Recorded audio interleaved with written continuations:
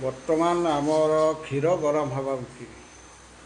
ତାପରେ ରୁଟି ତିଆରି ହେବ। କ୍ଷୀର ଗରମ ଚାଲିଛି, ରୁଟି ଗୁଲା କରାହେଉଛି।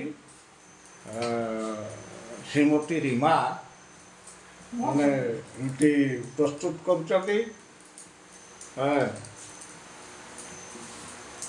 କ୍ଷୀର ରେଡ଼ି। ହେଲା ଆମ ରୋଷେଇ ଘର, ଏଇଟା ହେଲା ରୋଷେଇ ଘର।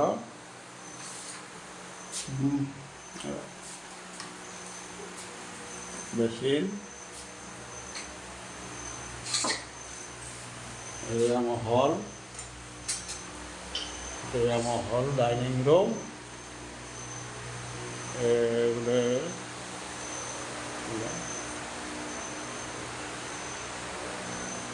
ଆମ ଠାକୁର ଘର,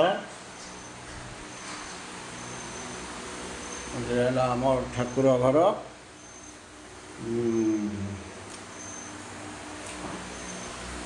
ଠାକୁର ଘର, ହଁ ଠାକୁର ଘର।